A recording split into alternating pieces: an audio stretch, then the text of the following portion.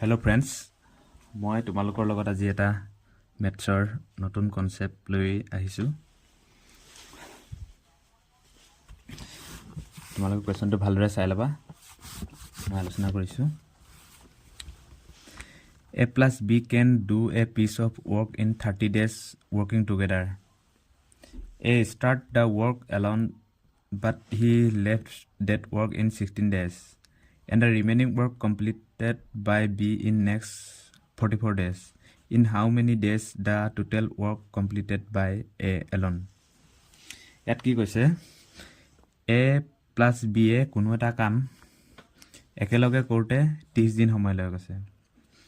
A কামটো অকলে আৰম্ভ কৰে আৰু 16 দিন কৰি কামটো এৰি দিয়ে। বাকী থকা কামবোৰ B এ 44 দিনত শেষ কৰে। A কামটো অকলে কৰিবলৈ কিমান সময় ল'ব বুলি কৈছে। একেবাৰে সহজ কুৱেশ্যন। ধৰা A আৰু B এ কোনো এটা কাম যদি একেলগে কৰে 30 দিন সময় লয় বুলি কৈছে হা। A কামটো অকলে আৰম্ভ কৰে। A আৰু B এ কোনো এটা কাম একেলগে কৰোঁতে 30 দিন সময় লয়। A কামটো অকলে আৰম্ভ কৰে আৰু 16 দিন কামটো কৰি এৰি দিয়ে। বাকী থকা কামবোৰ B এ 44 দিনত শেষ কৰে কৈছে। সেই কামটোৱে কামটোৱে অকলে কৰিবলৈ কিমান সময় ল'ব বুলি কৈছে। লাষ্টত কামটো অকলে কৰিবলৈ কিমান সময় ল'ব বা B এ কামটো কৰিবলৈ কিমান সময় ল'ব, কেনেকৈ কৰিলে মই সেইটো সহজে শিকাই দিছোঁ। তোমালোকে প্ৰথমে ইয়াত A আৰু B দি ল'বা। A আৰু B কিমান দিন কৰাৰ পিছত কামটো এৰি দিয়ে বুলি কৈছে। A 16 days কৰাৰ পিছত কামটো এৰি দিয়ে আৰু B এ 44। আৰু সিহঁতে একেলগে কামটো কৰিবলৈ কিমান সময় লাগে বুলি কৈছিলে, এইটো 30। তাৰপিছত আমি কি কৰিম, ইহঁত দুটাৰ মাজত ডিফাৰেঞ্চটো এইফালে লিখি দিম। ডিফাৰেঞ্চটো কিমান হ'ব, 14 পাৰ্থক্যটো। ইহঁত দুটাৰ মাজৰ এইফালে ডিফাৰেঞ্চটো ইয়াত লিখি দিম, কিমান হ'ব 14। এইকেইটা এফিচিয়েঞ্চি হ'ব, এৰ এফিচিয়েঞ্চি হ'ব। এইকেইটা আমি সৰু কৰি দিম, 1 এফিচিয়েঞ্চি 1 হ'ব। এইটো এৰ এফিচিয়েঞ্চি 1 আৰু বি এফিচিয়েঞ্চি 1। এতিয়া ছেকেণ্ডত কি কৰিম, আমি ইহঁত দুটা 1 আৰু 1 এই দুটা প্লাছ কৰিম। 1 আৰু 1 প্লাছ কৰিলে কিমান হ'ব, 2 ইনটু 32 এই কৰিলে কিমান হ'ব, এইটো টোটেল ৱৰ্ক হ'ব। 2 ইনটু 30 ইকুৱেল টু কিমান, 60 টোটেল ৱৰ্ক হ'ব। সেইটোক এতিয়া আমি হৰণ কৰি দিম। এৰ যদি এফিচিয়েঞ্চি উলিয়াব দিয়ে এ হৰণ কৰি দিম, আৰু মানে গোটেই কামটো কৰিবলৈ কিমান দিন লাগিব যদি কয়, এতিয়া এইটো লিখিম। ইয়ালৈকে তোমালোকে গম পাইছা, 1 আৰু ইয়াত 1, এৰ 1 বিৰ 1 2 হ'ল। 2 ইনটু 30 2 ইনটু 30 এইটো টোটেল ৱৰ্ক হ'ব। টোটেল ৱৰ্ক কিমান হ'ব, 60। এই টোটেল ৱৰ্ক কামটো কৰিবলৈ কিমান সময় ল'ব কৈছে, গোটেই কামটো কৰিবলৈ যদি কুৱেশ্যন সোধে 1 কিমান হ'ব, 60 দিনত কামটো শেষ কৰি দিব। 60 days, একেবাৰে ইজি। এতিয়া 2 নম্বৰটো একেই question. A plus B can do a piece of work in 18 days working together. A started the work alone, but he left that work in 20 days, and the remaining work completed by B in next 15 days. In how many days the total work completed by A alone? A আৰু B এ কোনো এটা কাম একেলগে কৰোঁতে 18 দিন সময় লয় বুলি কৈছে। A অকলে কামটো আৰম্ভ কৰে আৰু 20 দিন কৰি কামটো এৰি দিয়ে। বাকী থকা কামবোৰ B এ 15 দিনত সমাপ্ত কৰে। কিমান দিনত গোটেই কামটো অকলে শেষ কৰিব। কুৱেশ্যনটো ভালদৰে পঢ়ি বুজি ল'বা, মই বুজাই দিছোঁ এনচাৰটো। প্ৰথমে A লিখিবা, B এনেকুৱা ধৰণৰ কুৱেশ্যনখিনি এনেকৈ কৰিবা। A আৰু B, A কিমান দিনত দিছে, A কিমান দিন কামটো কৰি এৰি দিয়ে, A 20 দিন কামটো কৰি এৰি দিয়ে। আৰু B এ তাৰপিছত কিমান দিনত কৰে, 15 দিনত।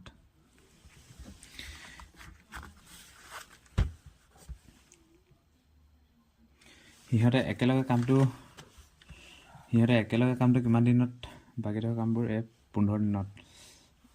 A আৰু B একেলগে সিহঁতে কামটো কিমান দিনত কৰা কৈছিলে, এইটো 18, এইটো লিখি ল'বা। ইহঁতৰ ডিফাৰেঞ্চটো কিমান হ'ব, ডিফাৰেঞ্চটো চাবা, ডিফাৰেঞ্চটো 3 হ'ব।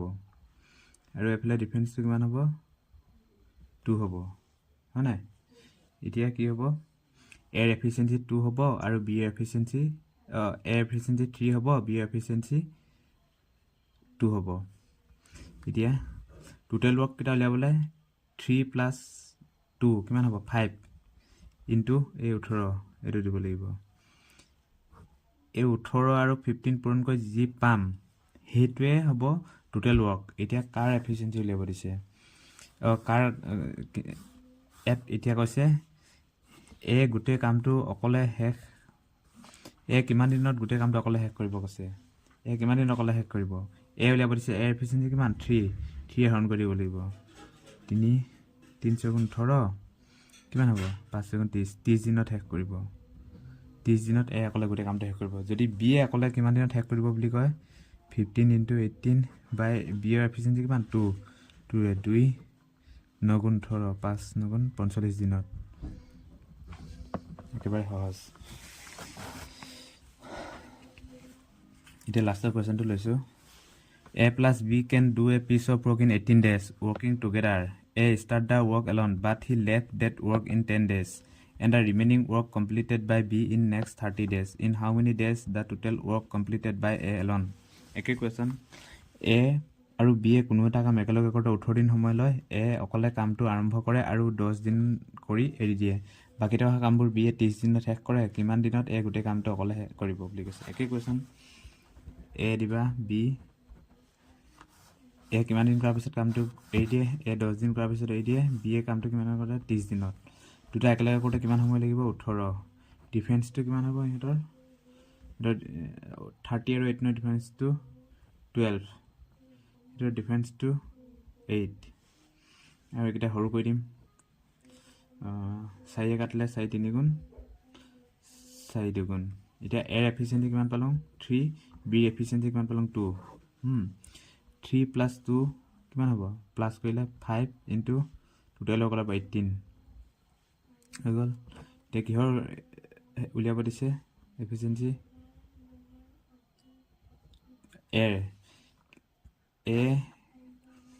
গোটেই কামটো অকলে কৰোঁতে এইটো গোটেই কাম টোটেল ওলাই গ'ল হা গোটেই কামটো কৰোঁতে কিমান দিন সময় লাগিব কৈছে 3 এৰ এফিচিয়েঞ্চি কিমান 3 হৰণ কৰি দিম 3 কিমান গুণ 3 4 18 30 days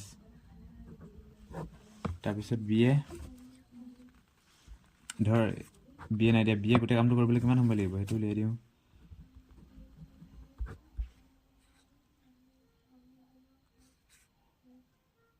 বিয়ে কিমান 3 বিয়ে 2 কিমান হ'ব 45 days একে এনচাৰ ওলাই গ'ল ওপৰটোৰ গোটাই অ'কে